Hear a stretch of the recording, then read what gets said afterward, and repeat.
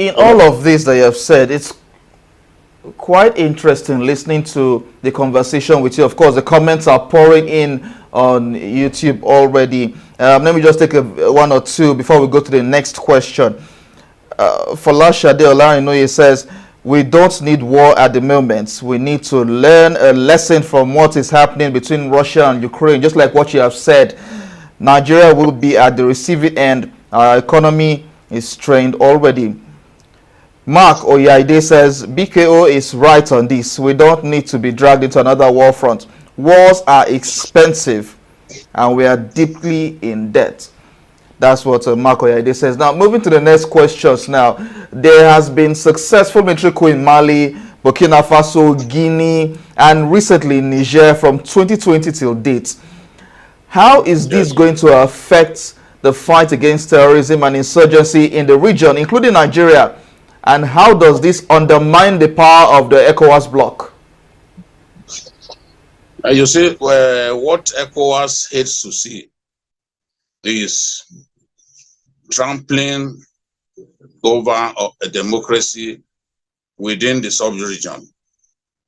Remember when the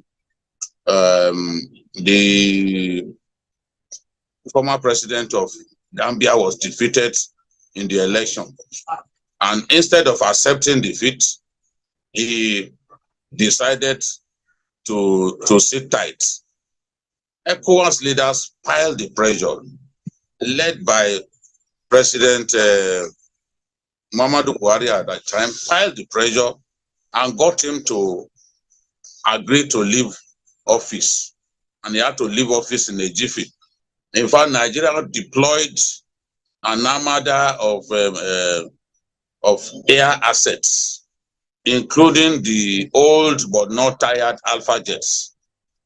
They sent some of them to Gambia, and they sent the right message to Yahya Jammeh, and he had to leave office. What makes African leaders, the West African leaders, sad is the fact that between 2020 and now, 6 countries have produced military leaders. And when these military leaders even promise that they are going to have a swift transition to civilian rule, it's always just meant to deflect deflect attention away from them, because they usually do not honor their word. When Idris Deby was killed, that's the president of Chad, who had been in office, who used to be the chief of army staff of his country, became president, and for more than 30 years he remained president. When eventually he was killed, his son took over, and his son promised that there will be a swift transition to civilian rule.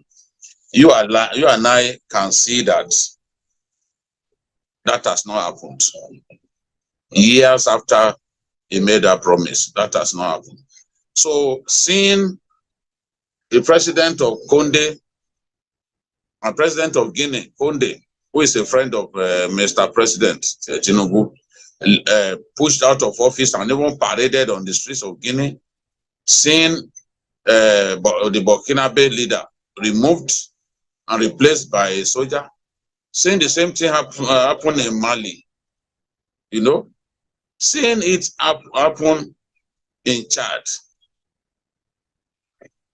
and seeing it happening now in Niger Republic, it suggests that it's getting closer and closer. And unfortunately, a lot of young people who have never tasted military rule believe that military rule is such a good thing, especially when they see young people, you know, taking power. So if care is not taken, military rule will continue to move from country to country in the West African sub-region, and the ECOWAS leaders are worried that it will even get to them. Who knows? It could be Benin Republic next time. Who knows? It could be Ghana. It could be anywhere. So all they are trying to do is discourage the emergence of military rule in these West African states. And there is no evidence that since these soldiers have been taking power in those states, whether it's Mali you are talking about or Burkina Faso, there's no evidence that they've improved a lot of the people. There's no evidence that they've even been able to bring down significantly insecurity in their countries. I've always described the Niger Republic as a failed state.